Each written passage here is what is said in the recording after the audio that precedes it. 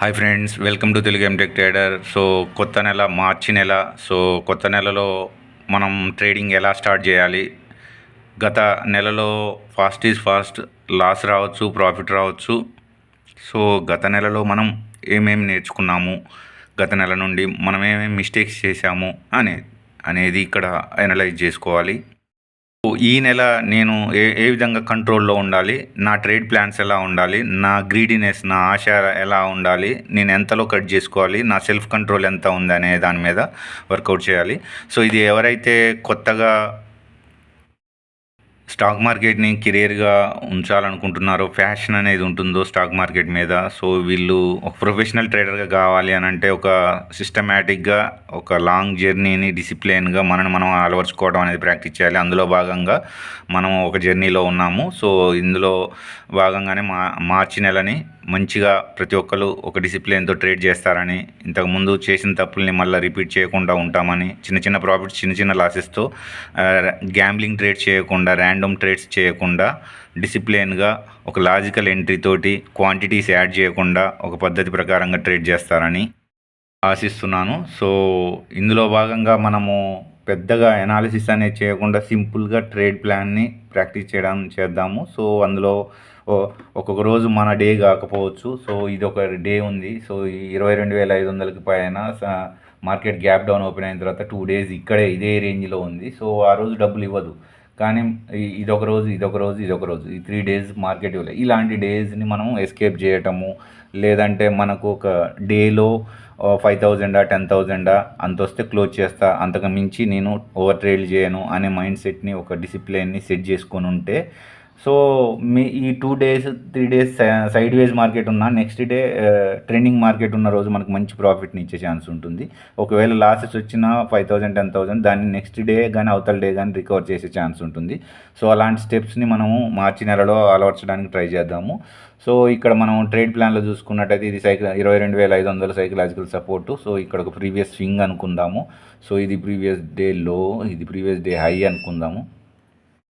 So నేను trade plan ఎలా plan చేశాను అనేది మీకు ఇక్కడ క్లియర్గా చూస్తే, సో ఈ హై టు లోని నేను ఫిబొనాసీ డ్రా చేశాను. ఈ 50% అనేది 60% ఫిబొనాసీ లెవెల్స్.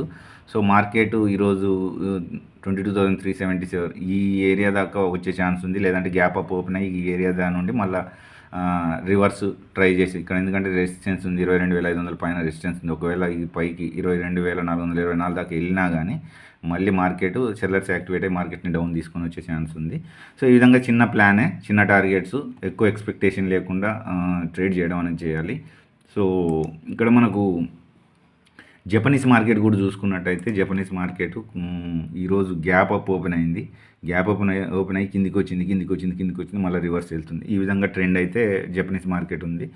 సో ఇక్కడ మనము ఈ మార్చి నెలలో మనం ఏ విధంగా మైండ్ సెట్ డెవలప్మెంట్ మీద ఫోకస్ చేయాలి అనేది చూస్తే, ఇక్కడ సో లాసెస్ని క్విక్గా కట్ చేయడం, టేక్స్ ఎంతవరకు, క్వాంటిటీ కూడా పొజిషన్ సైజింగ్ అనేది ఎక్కువ యాడ్ చేయకుండా 1 lot 2 lot 3 lots అనేది మనం చూడాలి.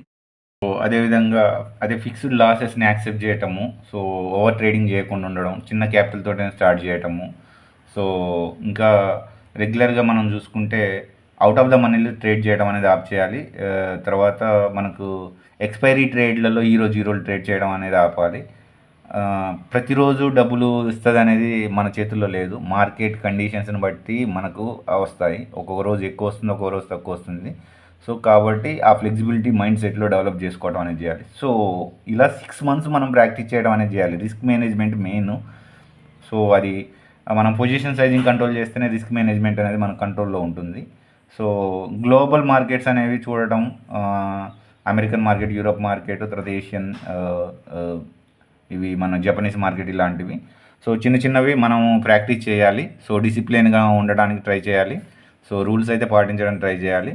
సో అది ఫ్రెండ్స్. సో మనకు మార్చి నెలలో మళ్ళీ మనము 31st మన లాస్ట్ మంత్ ఎండ్కి మనము మన యొక్క సైకలాజికల్ మైండ్ సెట్ని ఎలా ఫాలో అయ్యాము, కంట్రోల్ మైండ్ సెట్ తోటి, డిసిప్లిన్ తోటి మన బ్యాడ్ బిహేవియర్ని ఏ విధంగా అదుపులో పెట్టుకుంటూ వచ్చామనేది ఈ 30 రోజుల తర్వాత మనము రివ్యూ చేసుకుందాం, మన పిఆర్ నెల ఎలా ఉందనేది.